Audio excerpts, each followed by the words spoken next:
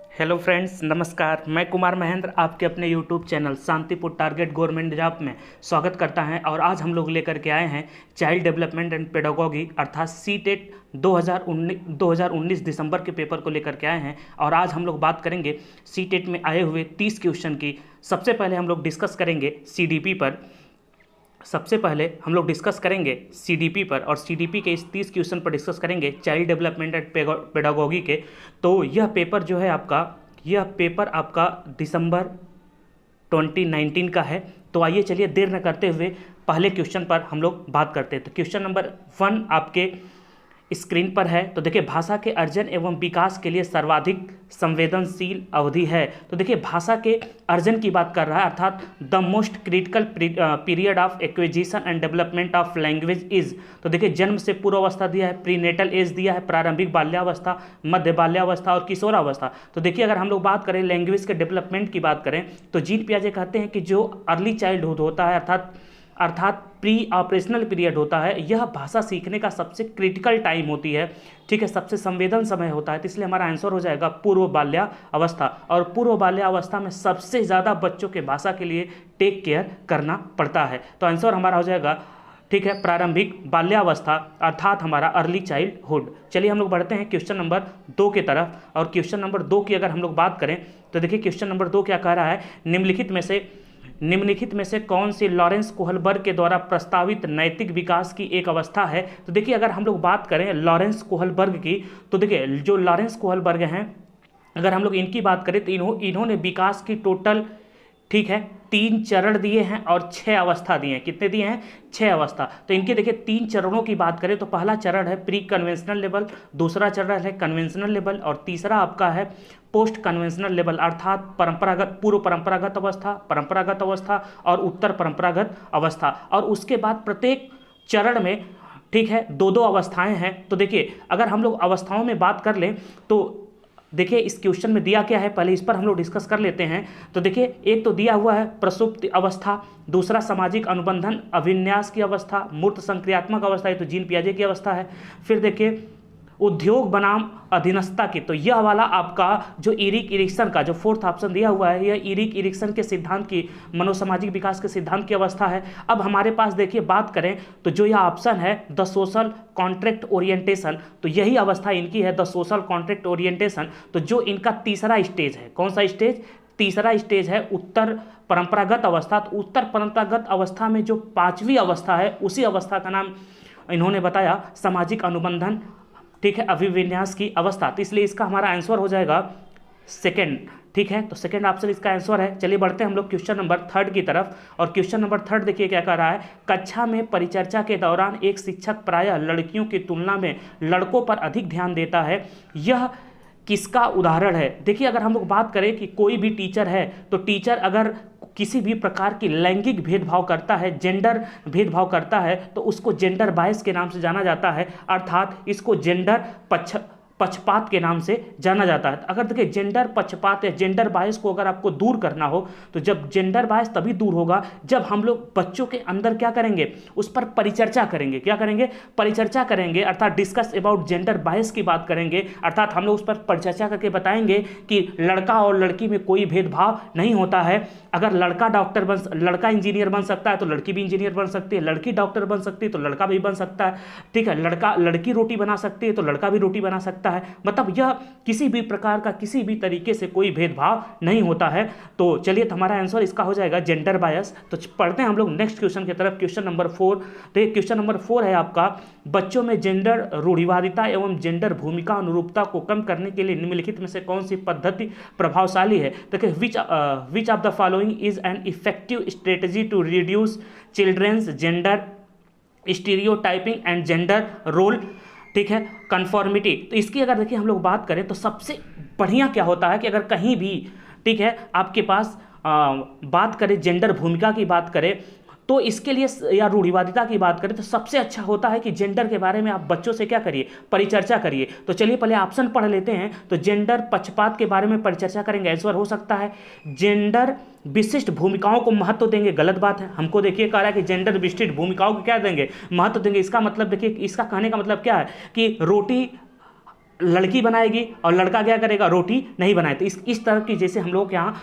ठीक है, ये जेंडर रूढ़िवादिता है। तो जेंडर पृथक खेल समूह बनाना गलत बात है। हम किसी भी प्रकार, अगर कहीं पर भी देखिए पृथक की बात करें तो ये चीज़ें ऐसे ही सीटेट में क्या होती है, गलत होती है। तो जेंडर हम लोग पृथक नहीं बना सकते, सभी लोग साथ में खेलेंगे। फिर जेंडर पृथक बैठने की व्यवस्था, यह भी बिल्कुल क्या है, गलत है। हम जेंडर को अलग अलग नहीं बैठाएंगे। तो इसलिए हमारा ए ऑप्शन इज क्या है, बेस्ट ऑप्शन। तो जब भी ऐसा क्वेश्चन आए तो ठीक है, तो जेंडर पक्षपात के बारे में हम क्या करेंगे, चर्चा करेंगे। तो चलिए अगला क्वेश्चन नंबर 5 की तरफ हम लोग बढ़ते हैं। निम्नलिखित में से किस मनोवैज्ञानिक ने बच्चों को ज्ञान के सक्रिय जिज्ञासु के रूप में देखते हुए उनके चिंतन पर सामाजिक एवं सांस्कृतिक विषय वस्तुओं के प्रभाव को महत्व दिया? जैसे ही देखिए अगर आपके क्वेश्चन में सामाजिक एवं सांस्कृतिक की बात कर दे, ठीक है, जैसे ही सामाजिक, सोशल एंड कल्चरल कॉन्टेक्स्ट की बात अगर करे, जब भी करे, तो सीधा सा आंसर होगा, ठीक है, लेव वाइगोस्की। क्या होगा, लेव वाइगोस्की। तो देखिए लॉरेंस कोहलबर्ग जो है यह नैतिकता पे बात करते हैं, जीन पियाजे कॉग्निशन पे बात करते हैं, और जीबी वाटसन तो लर्निंग से संबंधित हैं, ठीक है। तो चलिए अब आपका आंसर क्या हो गया, लेव वाइगोस्की। तो लेव वाइगोस्की का जो सामाजिक सांस्कृतिक का सिद्धांत है उसकी बात कर रहा है। तो चलिए हम लोग बढ़ते हैं क्वेश्चन नंबर 6 के तरफ। और क्वेश्चन नंबर 6 है, देखिए जिगसा पहेली को करते समय 5 वर्ष की, ठीक है, नज़मा स्वयं से कहती है नीला टुकड़ा कहाँ है, नहीं यह वाला नहीं, गाढ़े रंग वाला जिससे यह जूता पूरा बन जाएगा। इस प्रकार की वार्ता को वाइगोस्की किस तरह से संबोधित करते हैं? तो देखिए अगर देखिए यहाँ पर सबसे इंपॉर्टेंट है 5 वर्ष की बात कर रहा है। देखिए 5 वर्ष की बात कर रहा है। तो अगर हम लोग देखिए बात करें वाइगोस्की की, तो वाइगोस्की जो है मेनली 3 प्रकार के लैंग्वेज की बात करते हैं। तो एक तो देखिए सोशल स्पीच की बात करते हैं, सोशल स्पीच की बात करते हैं। एक देखिए ईगोसेंट्रिक स्पीच की बात करते हैं, नहीं ईगोसेंट्रिक नहीं, तो ये सोशल स्पीच की बात करते हैं। फिर प्राइवेट स्पीच की बात करते हैं, किसकी, देखिए प्राइवेट स्पीच की बात करते हैं। फिर इसके बाद देखिए इनर स्पीच की बात करते हैं, ठीक है, इनर साइलेंट स्पीच की बात, या साइलेंट इनर स्पीच की बात करते हैं। तो पहले इसके लिए देखिए यह कहते हैं कि 2 से लेकर के, या हम लोग 3 वर्ष, या 3 से लेकर के 7 वर्ष, और या 7 से लेकर के इससे ज़्यादा वर्ष की बात करते हैं। तो देखिए अब प्राइवेट स्पीच की बात आ रही है, और प्राइवेट स्पीच के लिए अगर वर्ष की बात आती है तो 3 से लेकर के 7 वर्ष होती है। और देखिए बात की गई है 5 वर्ष। जब 5 वर्ष के बच्चे की बात की जाएगी तो सीधा सा आंसर हमारा होगा प्राइवेट स्पीच, अर्थात व्यक्तिगत वार्ता। तो जिस ऑप्शन में प्राइवेट स्पीच होगा वही हमारा क्या होगा, आंसर होगा। तो इसको बोलते हैं व्यक्तिगत वार्ता। चलिए आगे हम लोग बढ़ते हैं क्वेश्चन नंबर 7 की तरफ। और क्वेश्चन नंबर 7 आपका कह रहा है बच्चों को संकेत देना तथा आवश्यकता पड़ने पर सहयोग प्रदान करना निम्नलिखित में से किसका उदाहरण है? देखिए मैंने आपको बार बार एग्जांपल लेकर समझाता हूं। जैसे आप मैथ का क्वेश्चन सॉल्व करते हैं, किसका, मैथ का क्वेश्चन, और सॉल्व करते थे नीचे देखिए हेल्प लिखा होता है, संकेत लिखा होता है, ठीक है। और देखिए अगर हम लोग बात करें संकेत का, तो जो संकेत का मतलब ही होता है स्कैप फोल्डिंग। संकेत का मतलब क्या होता है, स्कैप फोल्डिंग। जब आवश्यकता पड़ने पर अगर हम आपको सहयोग प्रदान कर रहे हैं तो यह देखिए क्या हो जाएगा, इसके स्कैप फोल्डिंग बोलते हैं इसको, ठीक है। तो इसका आंसर हो जाएगा स्कैप फोल्डिंग। तो फिर देखिए हम लोग आगे बढ़ते हैं क्वेश्चन नंबर 8 की तरफ। और क्वेश्चन नंबर 8 कह रहा है कि निम्नलिखित व्यवहारों में से कौन सा जीन पियाजे के द्वारा प्रस्तावित मूर्त संक्रियात्मक अवस्था को विशेषित करता है? देखिए मूर्त संक्रियात्मक अर्थात कॉन्क्रीट ऑपरेशनल स्टेज की बात कर रहा है। तो देखिए जीन पियाजे की बात करें तो जीन पियाजे जो है, यह जीन पियाजे की बात करें तो जीन पियाजे स्विट्जरलैंड के साइकोलॉजिस्ट हैं। और जीन पियाजे अपने सिद्धांत में टोटल 4 अवस्था बताए। कितनी अवस्था बताए, 4 अवस्था। पहली अवस्था की बात करें तो सेंसोरी मोटर पीरियड की बात की। दूसरी अवस्था की बात करें तो प्री कॉन्क्रीट ऑपरेशनल पीरियड की बात की,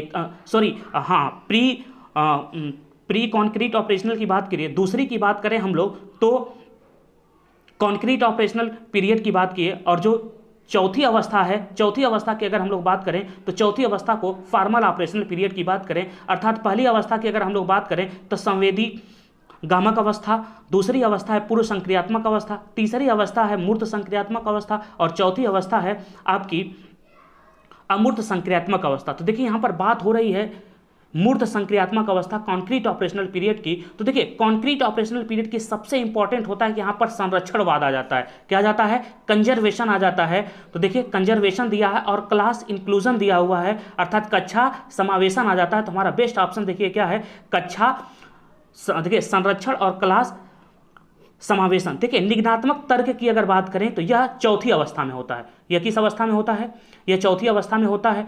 फिर उसके बाद देखिए पदार्थ का स्थायित्व दिया है, ऑब्जेक्ट परमानेंस दिया है, तो ऑब्जेक्ट परमानेंस पहली अवस्था में आता है। फिर उसके बाद प्रतीकात्मक खेल, विचारों की, ठीक है, अनुत्क्रमणिकता की बात करते हैं, यह दूसरी अवस्था में आता है। यह किस में आता है? इरिवर्सिबिलिटी जो आपका है यह दूसरी अवस्था में आता है, सेकेंड अवस्था में, ठीक है।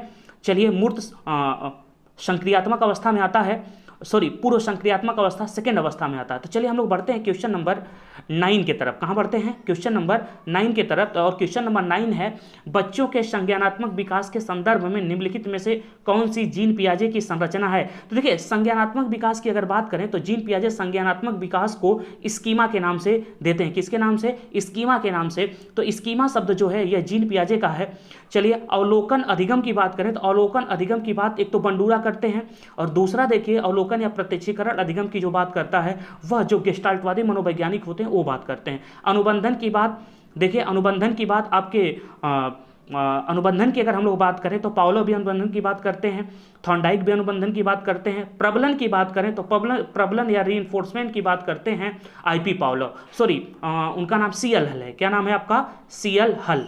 तो चलिए इस तरह से आपका स्कीमा हो गया। इसके बाद क्वेश्चन नंबर 10 की तरफ हम लोग बढ़ते हैं, और क्वेश्चन नंबर 10 देखिए क्या कह रहा है, आकलन का प्राथमिक उद्देश्य क्या होना चाहिए? देखिए असेसमेंट की बात कर रहा है। देखिए असेसमेंट का प्राथमिक उद्देश्य होता है कि बच्चा को जो चीज़ें आप पढ़ाए हैं उसमें बच्चा कितना प्रगति किया है इसको जानने के लिए, अर्थात बच्चे का फीडबैक लेने के लिए कि बच्चा किस स्तर तक सीखा है, इसको हम जानने के लिए बच्चे का क्या करते हैं? असेसमेंट करते हैं।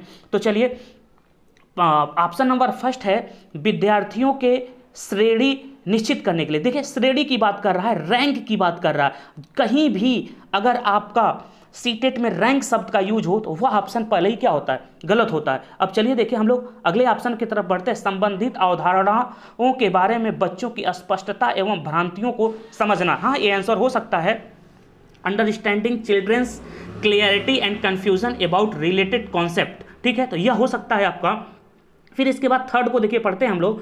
थर्ड देखिए क्या कर रहा है, विद्यार्थियों के प्राप्तांकों के आधार पर नामांकित करना। अब इसके बाद देखिए लेबलिंग करने की बात कर रहा है, कहीं भी लेबलिंग शब्द का यूज आ जाए, ठीक है, नामांकित करने की बात आ जाए तो यह भी आपका क्या होता है? गलत होता है। चलिए फोर्थ में आते हैं, रिपोर्ट कार्ड में उत्तीर्ण या अनुत्तीर्ण अंकित करना। अब देखिए यहाँ पर पास और फेल की बात कर रहा है। हम छोटे बच्चों को पास और फेल के लिए बिल्कुल पढ़ाते ही नहीं, हमको उनको सिखाने के लिए पढ़ाते हैं। तो हमारा बेस्ट ऑप्शन है ऑप्शन नंबर सेकेंड। तो आंसर देखिए क्या हो जाएगा? Option number second. चलिए हम लोग बढ़ते हैं क्वेश्चन नंबर 11 की तरफ, और क्वेश्चन नंबर देखिए 11 क्या कर रहा है, निम्नलिखित कथनों में से कौन सा बुद्धि के बारे में सही है? तो देखिए बुद्धि के बारे में पूछा है, विच of the following statement about intelligence is correct? तो देखिए बुद्धि एक निश्चित योग्यता है जो जन्म के समय ही निर्धारित हो जाती है। ऐसी कोई बात नहीं है कि बुद्धि जो है जन्म के समय ही क्या हो जाती है? निर्धारित हो जाती है। तो बुद्धि का विकास होता है, ठीक है, और यह कह रहे निर्धारित हो जाती है, तो गलत बात हो गई। फिर इसके बाद देखिए कह रहे हैं बुद्धि को मानकीकृत परीक्षणों के प्रयोग से सटीक रूप से मापा एवं निर्धारित किया जा सकता है। तो देखिए यह भी देखिए क्या कह रहे हैं, तो बिल्कुल ऐसी बात नहीं है कि बुद्धि को सबसे सटीक रूप से मापा और निर्धारित किया जाता है मानकीकृत परीक्षणों के द्वारा भी, यह भी क्या गलत है, ये सब फेल हो जाते हैं। बुद्धि एक एकात्मक कारक, गलत बात है। अब बुद्धि जो है यह मल्टी डायमेंशन हो गया है। बुद्धि कैसा हो गया है? मल्टी डायमेंशनल हो गया है, यह एकात्मक कारक, इसलिए भी गलत हो गया। बुद्धि बहुआयामी है तथा जटिल योग्यताओं का समूह है, बिल्कुल सही बात है। हार्वर्ड गार्डनर का सिद्धांत है ठीक है, मल्टी इंटेलिजेंस थियरी जो है, ठीक है, या multiple intelligence theory Harvard gardener का है।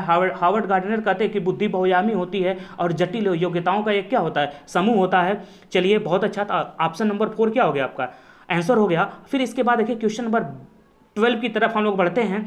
रूही हमेशा समस्या के एकाधिक समाधानों के बारे में सोचती है, इनमें से काफ़ी समाधान मौलिक होते हैं। देखिए मौलिकता की जब भी बात करेंगे तो वहाँ पर तुरंत क्रिएटिव शब्द यूज होगा। तो रूही किन गुणों का प्रदर्शन कर रही है? तो देखिए बहुत अच्छा है, इस क्वेश्चन को हम लोग देखते हैं और समझने की कोशिश करते हैं। तो देखिए पहला अभिसारी विचार दिया है, अर्थात देखिए कन्वर्जेंट थिंकिंग, तो कन्वर्जेंट थिंकिंग तो बिल्कुल हो ही नहीं सकता है। फिर देखिए रिजिड थिंकर दिया है, बिल्कुल ये भी नहीं हो सकता। अनम्य विचारक तो हो ही नहीं सकता है। आत्म केंद्रित विचारक ये भी नहीं हो सकता। हमारा आंसर क्या हो जाएगा? सृजनात्मक विचारक क्या हो जाएगा? क्रिएटिव थिंकर्स हो जाएगा, सृजनात्मक विचारक। तो बढ़ते हैं हम लोग क्वेश्चन नंबर 13 की तरफ, और क्वेश्चन नंबर 13 देखिए क्या कह रहा है, शिक्षण अधिगम प्रक्रिया में वंचित समूह से संबंधित विद्यार्थियों के द्वारा सहभागिता कम होने की स्थिति में एक शिक्षक को क्या करना चाहिए? देखिए फिर से समझिए, शिक्षण अधिगम प्रक्रिया में वंचित समूह से संबंधित विद्यार्थियों के द्वारा सहभागिता कम होने की स्थिति में एक शिक्षक को क्या करना चाहिए? बच्चों को विद्यालय छोड़ने के लिए कहना चाहिए? तो बिल्कुल नहीं भाई, बच्चों को हम लोग विद्यालय छोड़ने के लिए कह ही नहीं सकते हैं। इस स्थिति को जैसी है स्वीकार कर लेना चाहिए, इसको भी अभी नहीं, निगेटिव बात कर रहा है, कैसे स्वीकार कर लेंगे, आपको सुधार करना है। ठीक है, इन विद्यार्थियों को अपनी अपेक्षाओं को कम करना चाहिए, ये भी हमको देखिए गलत लग रहा है। चलिए फिर फोर्थ ऑप्शन पढ़ते हैं। अपनी शिक्षण पद्धति पर विचार करना चाहिए तथा बच्चों की सहभागिता में सुधार करने के लिए नए तरीके ढूंढने चाहिए। बिल्कुल सही बात है। देखिए ये हमारा ऑप्शन क्या है, सही है कि जब बच्चे नहीं पढ़ रहे हैं तो हम अपनी शिक्षण पद्धति में सुधार करेंगे। ठीक है, तो अपनी शिक्षण पद्धति पर विचार करना चाहिए, बिल्कुल सही बात। हो सकता है हमारे शिक्षण पद्धति में प्रॉब्लम हो, विचार करना चाहिए और सहभागिता में सुधार करने के लिए नए तरीके क्या करना चाहिए, ढूंढना चाहिए। तो ये फोर्थ ऑप्शन आपका सही है। फिर इसके बाद हम लोग बढ़ते हैं क्वेश्चन नंबर 14 की तरफ, और क्वेश्चन नंबर 14 कह रहा है कि एक समावेशी कक्षा में, देखिए समावेशी कक्षा की बात कर रहा है, इंक्लूसिव क्लासरूम की बात कर रहा है। एक शिक्षक को विशिष्ट शैक्षिक योजनाओं को, देखिए विशिष्ट शैक्षिक योजनाओं को तैयार नहीं करना चाहिए, गलत बात है। एक टीचर को हमेशा प्लान करके जाना चाहिए, कह रहा है शुड नॉट प्रिपेयर, बिल्कुल गलत है। कभी कभी तैयार करना चाहिए, पहली बात है निगेटिव शब्द तो कभी यूज हुई ना, शुड ओके, ठीक है, ओकेजनली प्रिपेयर, ये भी गलत है। सक्रिय रूप से तैयार रहना चाहिए, बिल्कुल। देखिए एक्टिव पार्टिसिपेट की बात कर रहा है, यह सही हो सकता है, लेकिन जब तक हम लोग चारों ऑप्शन पढ़ नहीं लेंगे आंसर नहीं देंगे। तैयार करने के लिए हतोत्साहित होना चाहिए, गलत बात है। कभी भी हतोत्साहित शब्द यूज हो तो गलत बात है, ठीक है। तो यहाँ पर देखिए डिस्करेज की बात कर रहा है, तो यह भी देखिए गलत हो गया। तो सक्रिय रूप से क्या रहना चाहिए, तैयार रहना चाहिए, तो शुड एक्टिवली प्रिपेयर होना चाहिए। चलिए हम लोग बढ़ते हैं क्वेश्चन नंबर 15 के तरफ। तो द प्राइमरी देखिए कह रहा है कि the primary characteristic of children with dyslexia included. तो देखिए डिसलेक्सिया की बात कर रहा है, तो डिसलेक्सिया जो होता है आपका पढ़ने से संबंधित होता है, ठीक है। तो जब पढ़ने की से संबंधित होता है, न्यू अवधान विकार, तो ये तो हो नहीं। अपसारी चिंतन, पढ़ने में धराव, देखिए अपसारी चिंतन की बात कर रहे हैं, चिंतन की बात नहीं होती, सिर्फ पढ़ने से मतलब हमारा होता है। फिर देखिए धारा प्रवाह पढ़ने की ना, इनएबिलिटी टू रीड, ठीक है, इनएबिलिटी टू रीड फ्लुएंटली। तो देखिए ये बिल्कुल सही है, हमारा धारा प्रवाह पढ़ने की अक्षमता, बिल्कुल सही बात है। धारा प्रवाह जो पढ़ने की अक्षमता आ जाती है, इनएबिलिटी आ जाती है, इसी को देखिए डिसलेक्सिया बोला जाता है। तो फिर देखिए एक ही गतिविषयक कार्यों को बार बार करना नहीं, ये कोई बात नहीं है। तो थर्ड ऑप्शन हमारा क्या है, बेस्ट ऑप्शन है और सही भी है। फिर इसके बाद देखिए हम लोग बढ़ते हैं क्वेश्चन नंबर 16 के तरफ। क्वेश्चन नंबर 16 कह रहा है शिक्षा का अधिकार अधिनियम 2009। तो देखिए आरटीई की बात कर रहा है, में उल्लेख की गई कि समावेशी शिक्षा की अवधारणा निम्नलिखित में से किस पर आधारित है।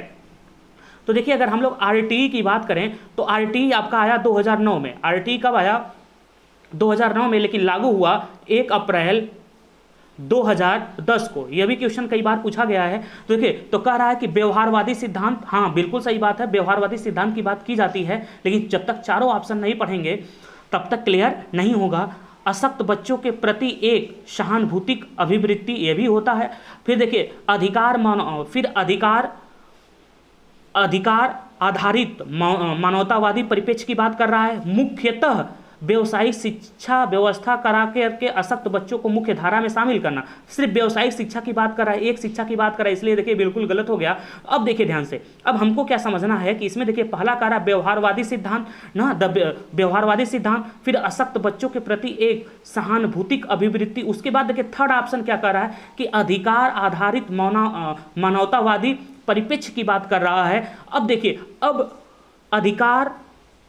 देखिए अधिकार आधारित मानवतावादी परिप्रेक्ष्य की अगर हम लोग बात करें तो इसमें देखिए व्यवहारवादी भी शामिल हो जा रहा है, सहानुभूति भी शामिल हो जा रहा है, इसलिए हमारा बेस्ट ऑप्शन कौन सा हो गया, थर्ड ऑप्शन। और इस शब्द का सीधे प्रयोग भी किया गया है किसमें, आरटी में, और इसके अंतर्गत ये सारे शब्द क्या होते हैं, शामिल होते हैं, तो इसलिए हमारा थर्ड ऑप्शन इसका है बेस्ट ऑप्शन। तो क्वेश्चन नंबर हम लोग 17 के तरफ बढ़ते हैं, और क्वेश्चन नंबर 17 कह रहा है कि संरचनावादी ढांचे में अधिगम प्राथमिक रूप से, देखिए संरचनावादी की बात कर रहा है, तो जो भी संरचनावादी जो ढांचा होता है, फ्रेमवर्क होता है, यह इसकी बात करें तो यह हमेशा बाल केंद्रित होता है। यह हमेशा कैसा होता है, बाल केंद्रित होता है, ठीक है। तो चलिए हम लोग देखते हैं, बाल केंद्रित की बात कर रहा है, यह हमेशा समझ पर आधारित होता है, अंडरस्टैंडिंग पर आधारित होता है, करके सीखने पर क्या देता है, बल देता है। तो इसके बाद देखिए यंत्रवत, याद करने पर आधारित। देखिए याद करने वाला शब्द अगर कभी भी यूज हो, देखिए बेस्ड ऑन रूट मेमोराइजेशन, तो रूट मेमोराइजेशन तो हमेशा क्या होता है, गलत होता है, तो रूट मेमोराइजेशन की बात नहीं करना है। प्रबलन पर केंद्रित हो, सेंटर्ड अराउंड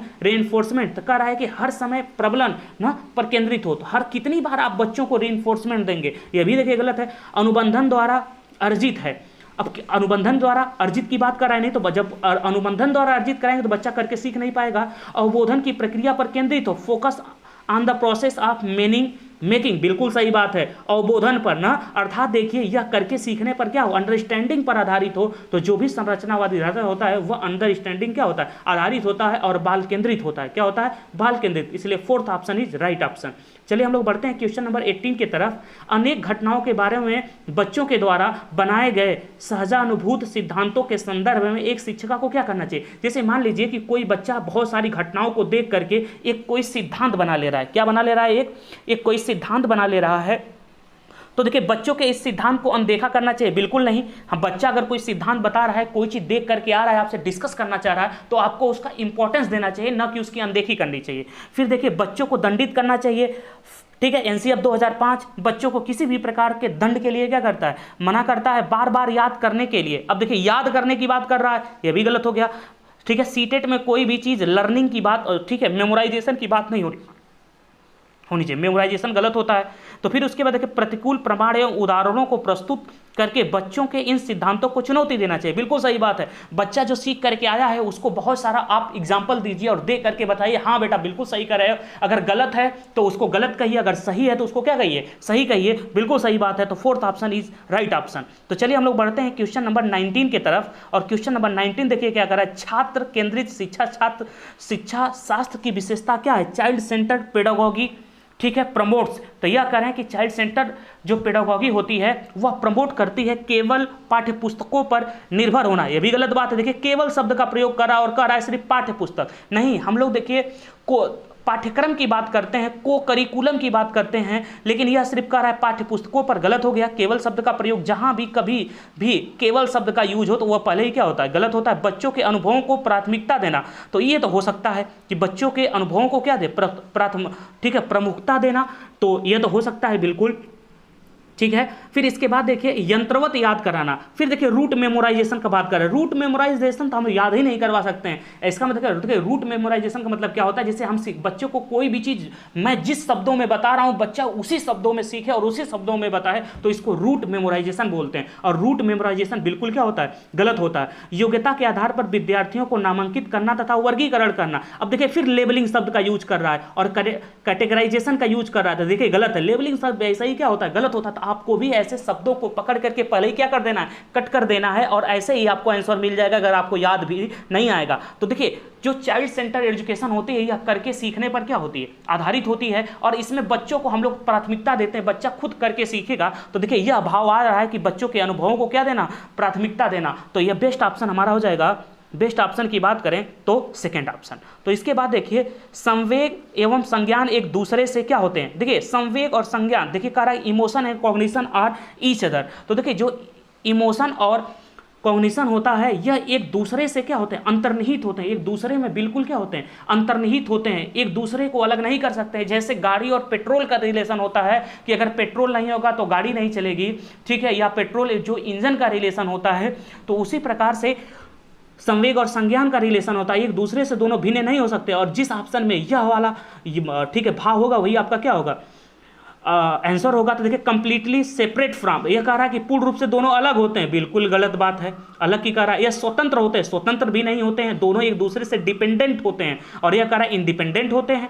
फिर कह रहा है इंटरओवन विथ, मतलब सन्निहित होते हैं, बिल्कुल सही बात है, एक दूसरे में अंतर्निहित होते हैं। और फिर नॉट रिलेटेड टू कह रहा है, तो पहले ही गलत है। तो सी ऑप्शन है क्या है आपका, राइट है। अब हम लोग बढ़ते हैं क्वेश्चन नंबर 21 की तरफ। और क्वेश्चन नंबर 21 कह रहा है, फिर देखिए संरचनावादी सिद्धांत आ गया। संरचनावादी सिद्धांत से हर बार 2 क्वेश्चन पूछता है। तो संरचनावादी सिद्धांत के अनुसार अधिगम के बारे में निम्नलिखित में से कौन सा कथन सही है। तो देखिए अगर हम लोग बात करें संरचनावादी सिद्धांत में, तो अधिगम देखिए बात कर रहा है कि अधिगम पुनरुत्पादन एवं स्मरण की प्रक्रिया। अब देखिए फिर यहाँ पर क्या, learning in the process of reproduction and recall की बात कर रहा है। अधिगम यंत्रवत याद करने की प्रक्रिया है, तो ये तो पहले ही गलत हो गया। देखिए जब बार बार कम से कम 5-6 बार रूट मेमोराइजेशन आ गया, हर बार मैंने इसको गलत किया।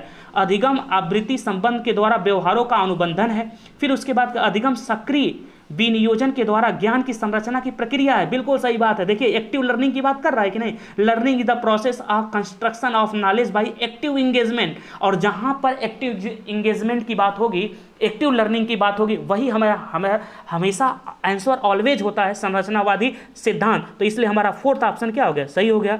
चलिए आगे बढ़ते हैं हम लोग क्वेश्चन नंबर 22 की तरफ। विद्यार्थियों को स्पष्ट उदाहरण और गैर उदाहरण देने के क्या परिणाम हैं, तब इसकी बात कर रहा है। तो देखिए इसकी अगर हम लोग बात करें, क्वेश्चन नंबर 22 की बात कर रहा है, अवधारणात्मक परिवर्तनों को प्रोत्साहित करने के लिए यह एक प्रभावी तरीका है। बिल्कुल हो सकता है, ठीक है। देखिए in an effective way to encourage conceptual change, हो सकता है, ये तो ना सही होने की संभावना है। यदि विद्यार्थियों के दिमाग में भ्रांतियां उत्पन्न, यह गलत बात है, भ्रांतियां तो उत्पन्न करेगा ही नहीं, ये तो गलत है। फिर इसके बाद यह अवधारणाओं की समझ में अभाव पैदा करता है, यह भी गलत बात है। फिर इसके बाद देखिए फोर्थ ऑप्शन पर हम लोग आते हैं, देखते हैं।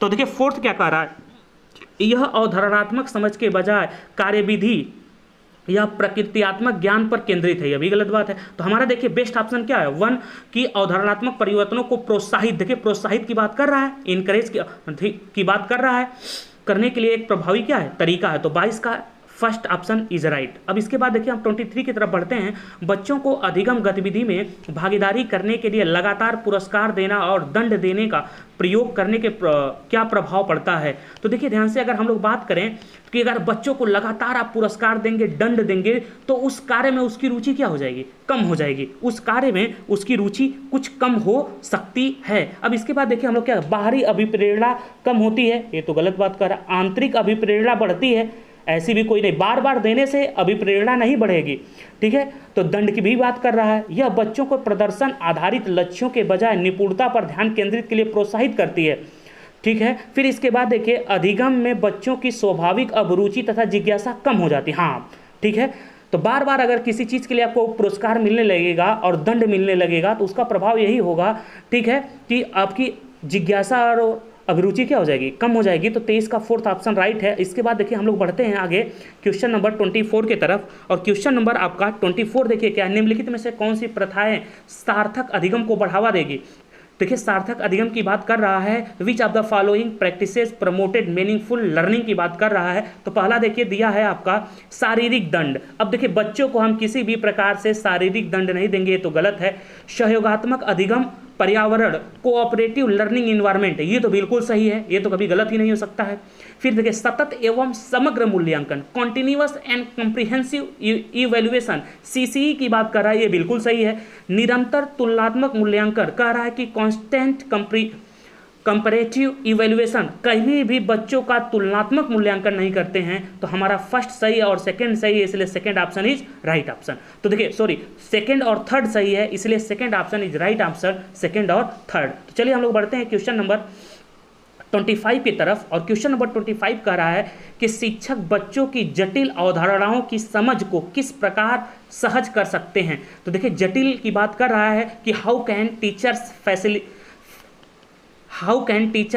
Facilitate understanding of complex concept in children की बात कर रहे हैं। तो एक व्याख्यान देकर, अब देखिए छोटे बच्चों की बात कर रहे हैं, तो छोटे बच्चों को आप व्याख्यान दे करके तो पढ़ाएंगे नहीं, ये तो देखिए गलत है, बच्चा को व्याख्यान नहीं देना हमको।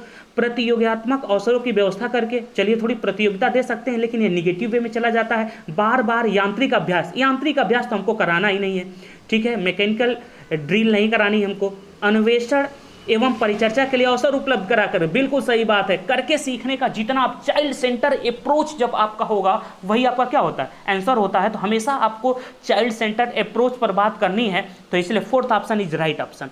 तो चलिए हम लोग बढ़ते हैं क्वेश्चन नंबर 26 की तरफ, और क्वेश्चन नंबर 26 कह रहा है कि एक प्राथमिक विद्यालय की अध्यापिका बच्चों को एक प्रभावशाली समस्या समाधानकर्ता बनाने के लिए किस प्रकार से प्रोत्साहित कर सकती है। तो देखिए क्या कह रहा है, प्रभावशाली समस्या समाधानकर्ता बनाना है, इसकी बात देखिए कर रहा है। तो चलिए इफेक्टिव प्रॉब्लम सॉल्वर की बात कर रहा है। तो प्रत्येक, देखिए इसकी बात करें कि प्रत्येक छोटे कार्य के लिए भौतिक पुरस्कार दे करके, ठीक है। फिर इसके बाद केवल, अब केवल शब्द का यूज कर दिए तो पहले ही गलत है। गलत उत्तरों को अस्वीकार करके एवं दंड तो हम कर ही नहीं सकते हैं। अब देखिए हमारे पास दो है, एक तो एक या फोर, पहले फोर को पढ़ लेते हैं। बच्चों को सहजानुभूत अनुमान लगाने के लिए प्रोत्साहित करके तथा उसी पर आधारित विचार मंथन करके बेस्ट है। देखिए ये भी करके सीखने पर आधारित है। किस पर आधारित है? करके सीखने पर आधारित है। तो हमारा आंसर क्या हो जाएगा? Fourth option. तो चलिए हम लोग बढ़ते हैं क्वेश्चन नंबर 27 की तरफ। और क्वेश्चन नंबर 27 देखिए आपका कह रहा है कि निम्नलिखित अवधि में से किसमें शारीरिक वृद्धि एवं विकास की गति तीव्र से घटित होती है? तो देखिए यह बात कर रहे हैं, देखिए यह बात कर रहे हैं कि in which of the following period does physical growth and development occurs at rapid space. तो बहुत तेजी से वृद्धि की बात कर रहा है। देखिए शारीरिक विकास की अगर हम लोग बात करें, फिजिकल डेवलपमेंट की बात करें, तो यह सबसे तेज अगर किसी अवस्था में बढ़ता है तो इन्फेंसीहुड में बढ़ता है, शैशव अवस्था में। उसके बाद थोड़ी सी उसकी गति स्लो होती है प्रारंभिक बाल्यावस्था में। तो जहां पर शैशव अवस्था होगा और वही आपका क्या होगा? आंसर होगा। तो देखिए पहला ऑप्शन है शैशव अवस्था एवं बाल्यावस्था। चलिए दूसरा है प्रारंभिक बाल्यावस्था, मध्य बाल्यावस्था, मध्य बाल्यावस्था में किशोरावस्था, गलत हो गया। फिर इसके बाद किशोरावस्था में ठीक है वयस्कता दिया हुआ है। हमारा आंसर फर्स्ट ऑप्शन हो जाएगा, शैशव अवस्था में प्रारंभिक बाल्यावस्था, इन्फेंसी एंड अर्ली चाइल्डहुड। चलिए हम लोग बढ़ते हैं क्वेश्चन नंबर 28 की तरफ। और क्वेश्चन नंबर 28 कह रहा है निम्नलिखित में से कौन सा विकास का सिद्धांत नहीं है? देखिए हर बार एक क्वेश्चन पूछा जाता है कि निम्नलिखित में से कौन सा विकास का सिद्धांत नहीं है। देखिए विकास जीवन पर्यंत होता है, डेवलपमेंट इज लाइफ लॉन्ग, ये तो बिल्कुल सही है। विकास परिवर्त होता है, डेवलपमेंट इज मॉडिफिएबल, बिल्कुल सही बात है। विकास क्या है? कभी ज़्यादा तो कभी कम, इसकी बात कर रहा है, सही बात है, बिल्कुल है। फिर इसके बाद देखिएगा विकास अनुवांशिक एवं पर्यावरण दोनों के द्वारा क्या होता है? प्रभावित होता है, हाँ बिल्कुल सही बात है। विकास जो होता है अनुवंशाक्रम एवं पर्यावरण दोनों के द्वारा क्या होता है? प्रभावित होता है। Development is influence by both heredity and environment, बिल्कुल सही बात है। फिर विकास सार्वभौमिक है, चलिए सही बात है, बिल्कुल। विकास क्या होता है? यूनिवर्सल कॉन्सेप्ट होता है तथा सांस्कृतिक संदर्भ इसे प्रभावित नहीं करता, बिल्कुल करता है भैया। यह कह रहा है प्रभावित नहीं करता है, बिल्कुल करता है, ठीक है। तो इसीलिए डी ऑप्शन क्या है? गलत है। चलिए तो डी ऑप्शन आपका गलत हो गया। तो इस तरह से फोर्थ ऑप्शन आपका गलत हो गया। तो आगे हम लोग बढ़ते हैं क्वेश्चन नंबर 29 की तरफ। देखिए क्वेश्चन नंबर 29 कह रहा है कि व्यक्तिगत विभिन्नताओं का प्राथमिक कारण क्या है? देखिए the primary causes of individual, ठीक है, वेरिएशंस इज, इसकी बात कर रहा है। तो लोगों के द्वारा माता पिता से प्राप्त अनुवांशिक संकेत पद्धति, देखिए अनुवांशिक संकेत पद्धति की बात कर रहा है। तो सिर्फ अनुवांशिक की बात कर रहा है, नहीं, इसमें इन्वायरमेंट और ना हेरिडिटी दोनों का रोल होता है। तो ये तो गलत हो गया, सिर्फ एक की बात कर रहा है। जन्मजात विशेषता, ये भी गलत हो गया। पर्यावरणीय प्रभाव, ये भी गलत हो गया। एक एक की बात कर रहा है। फिर देखिए अनुवांशिकता और पर्यावरण के बीच जटिल पारस्परिक ना क्रिया, the complex interplay between the heredity and environment, बिल्कुल सही बात है, ठीक है। तो कौन सा ऑप्शन हो जाएगा? Fourth option. तो हम लोग आगे बढ़ते हैं और आज के सेशन का लास्ट क्वेश्चन देखते हैं, क्वेश्चन नंबर 30। तो देखिए हम लोग क्वेश्चन नंबर 30 की बात करें, निम्नलिखित में से कौन सा, ठीक है, द्वितीयक समाजीकरण एजेंसी का उदाहरण है? तो अगर देखिए हम लोग बात करें which of the following are examples of secondary socialization agency. तो देखिए अगर हम लोग सेकेंडरी सोशलाइजेशन एजेंसी की बात करें तो देखिए परिवार जो होता है तो आपका फर्स्ट होता है और पास पड़ोस भी आपके फर्स्ट पर आता है। तो परिवार आपका क्या पूछा है, ठीक है। अब देखिए फिर दूसरा देखिए दिया है आपका परिवार एवं मीडिया, विद्यालय एवं मीडिया। फिर उसके बाद देखिए आपका दिया है मीडिया एवं पास पड़ोस। अब दूर की बात करनी है, देखिए पास पड़ोस इसमें भी दिया है, पास पड़ोस इसमें भी दिया है, परिवार देखिए इसमें भी दिया है। थर्ड ऑप्शन देखिए आ रहा है, विद्यालय भी देखिए घर से दूर होता है और मीडिया भी घर से क्या होती है? दूर होती है। तो इसीलिए हमारा सेकेंडरी में अगर कोई आंसर हो जाएगा तो कौन सा हो जाएगा? ठीक है, थर्ड ऑप्शन। तो इस तरह से आज आप लोगों का सीटेट दिसंबर 2000 देखिए सीटेट दिसंबर आपका 2019 का पेपर आज हम लोग सॉल्व कर लिए हैं। फिर हम लोग कल दोबारा मिलेंगे एक दूसरे पेपर के साथ, अर्थात हम लोग जुलाई 2019 का पेपर हम लोग सॉल्व करेंगे, पेपर नंबर फर्स्ट सीडीपी का। तो ऐसे जितना भी पेपर हुआ है प्राइमरी का, जूनियर का, सबको हम लोग क्या करेंगे? सॉल्व करेंगे। तो आप लोग पिछले वीडियो को बहुत ज़्यादा प्यार दिए थे, इसी प्रकार इस वीडियो को भी आप लोग बहुत ज़्यादा क्या दीजिए? प्यार दीजिए। चैनल को सब्सक्राइब कर लीजिए और बेल आइकन को दबाना बिल्कुल मत भूलिए। वीडियो को लाइक कर दीजिए और इसको अपने फेसबुक पर, व्हाट्सएप पर, हर जगह, ठीक है, इस वीडियो को शेयर करिए और अधिक से अधिक प्यार दीजिए। तो अगर कोई क्वेश्चन आपको समझ में ना आया हो, ठीक है, अगर किसी क्वेश्चन पर आपको कोई प्रॉब्लम हो तो कमेंट बॉक्स में कमेंट करिए, ठीक है, उसका समाधान मैं कर दूंगा। जल्दी हम लोग लाइव आने वाले हैं और हम लोग लाइव डिस्कशन करेंगे सभी क्वेश्चनों का, ठीक है। तो आप लोगों को बहुत बहुत धन्यवाद।